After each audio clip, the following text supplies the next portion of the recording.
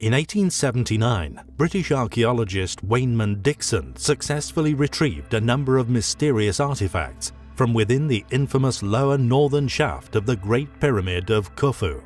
One of these artifacts was a small piece of a square wooden rod which has since disappeared, the only artifact to conveniently go missing, and the only artifact which could have produced an accurate dating for what seems was a rather elaborate prior attempt to overcome a sophisticated array of blocking stones and vertical passageways which confront all who try to breach the innermost sanctums of this mysterious pyramid.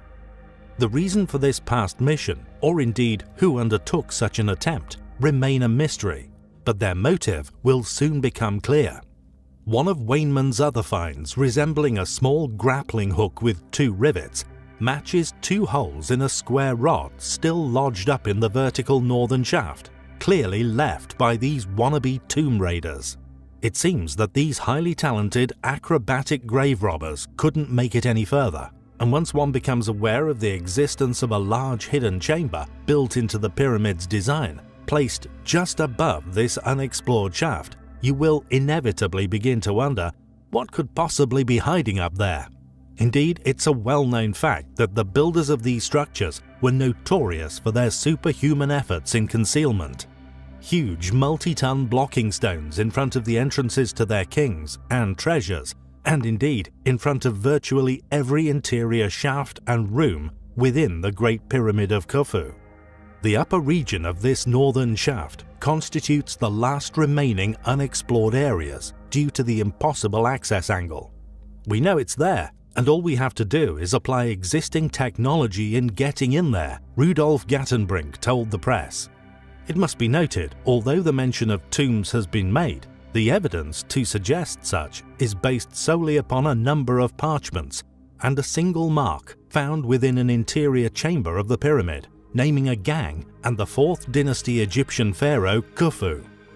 Egyptologists have taken these fragmentary factors and concluded that all pyramids were therefore built as tombs, the Great One being built over a 10 to 20 year period concluding around 2560 BC. It seems the entire thesis of ancient Egyptian legacy is built around a few mentions of the pyramids as tombs. No mummies or burial artifacts except a tiny box claimed to be that of the sarcophagus of Khufu has ever been found in the pyramids. Additionally, and perhaps more importantly, Khufu's Egyptian civilization, along with all subsequent and prior dynasties, catalogue tremendous details regarding their existence, yet all, for some reason, seemingly forget to mention the construction of the biggest, most mysterious structures on Earth, or indeed how they did it.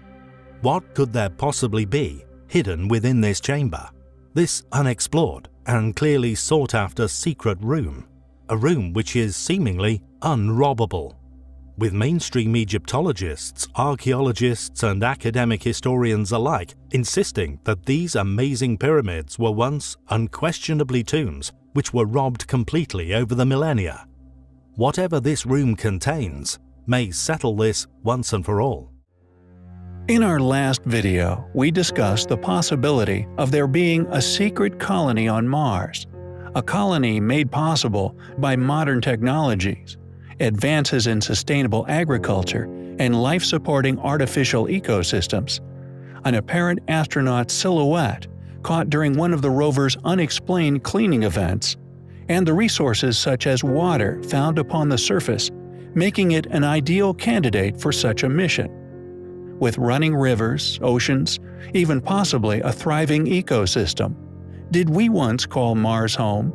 If we did indeed once call Mars home, there would be undoubtedly ruins on its surface, rare surviving features that would still litter the landscape, and over the years, countless possible examples of these have been spotted. And although many of these could be dismissed as mere cases of pareidolia, others are just too perfect, too precise in their appearance to simply be dismissed. Possible ancient relics of a lost Martian civilization. Ancient sarcophagi, heads of statues, pyramidal structures discovered to match star constellations in their layout, most notably that of a Pleiades constellation, located near the famous face on Mars, an enormous face often argued as having been nothing more than a trickery of light. This regardless of ancient texts, linking the face, the pyramids, and the constellational alignment to the burial requests of a supposed ancient Anunnaki king. Phobos is yet another curious anomaly of Mars, known to be in a continually decaying orbit. There are many features of this satellite which baffle astronomers and researchers alike. For example, when one calculates its orbit, they are shocked to find that this orbiting rock should have crashed into the Martian landscape many years ago.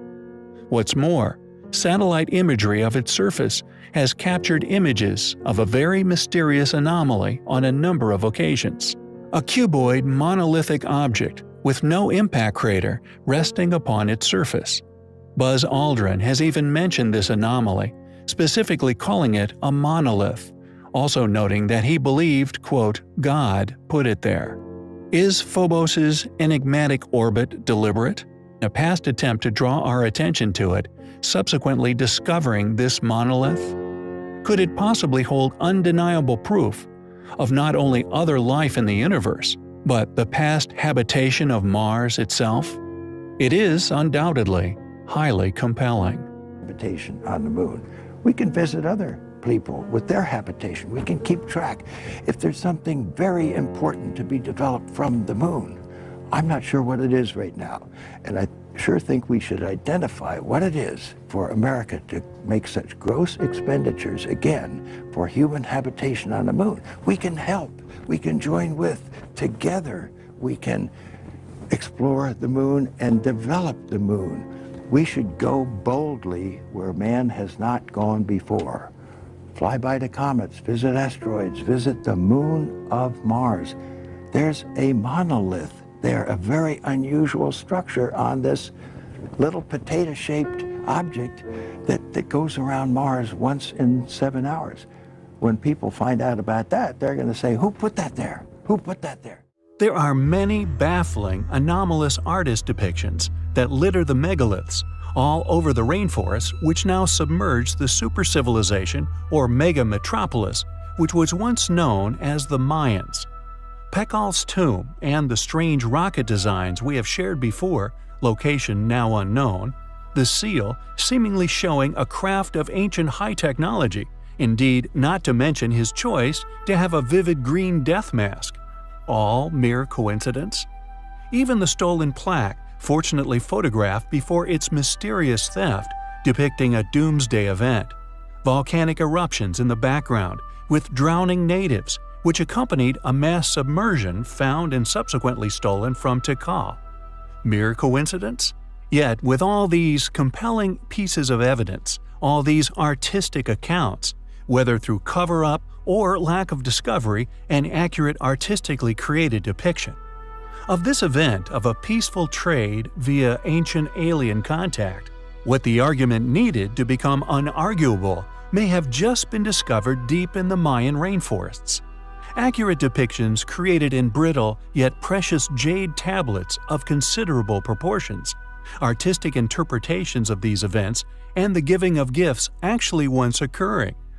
A statement released by Julia Levy, the Minister of Tourism for the Mexican state of Campeche, Luis Augusto Garcia Rosado, the highest-ranking government official to go on record confirming the discovery of this possible extraterrestrial life, said, quote, Guatemala, like Mexico, home to the ancient yet advanced Mayan civilization, has also kept certain provocative archaeological discoveries classified, and now believes that it is time to bring forth this information. Rosado spoke of contact, quote, between the Mayans and extraterrestrials, supported by translations of certain codices which the government has kept secure in underground vaults for some time.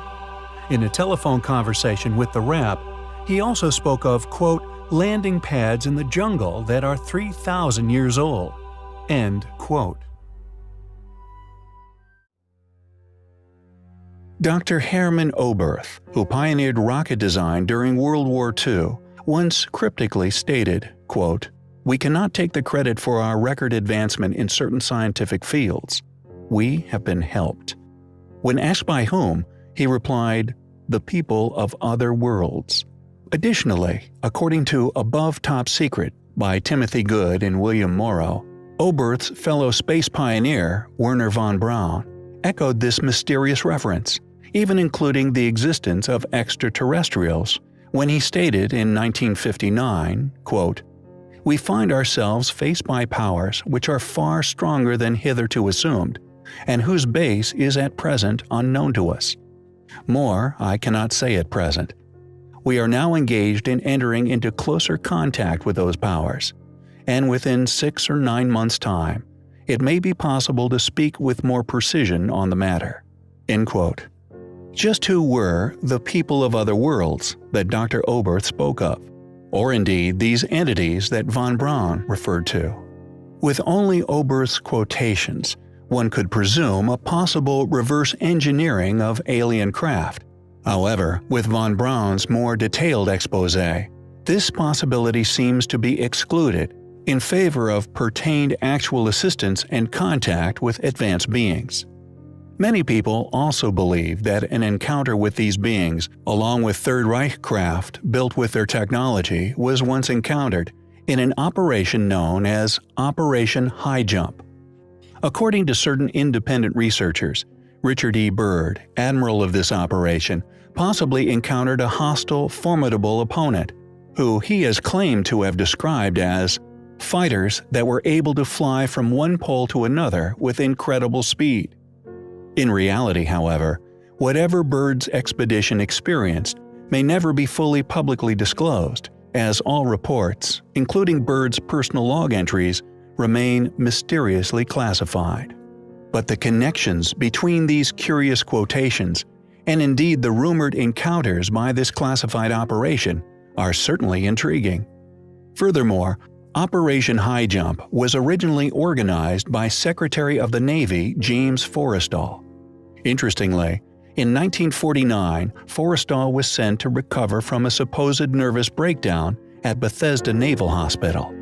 However, after allegedly ranting to staff about the Antarctic, UFOs, and an underground Nazi city, Forrestal was denied all visitors. Shortly after, he mysteriously died in a fall from his hospital room window.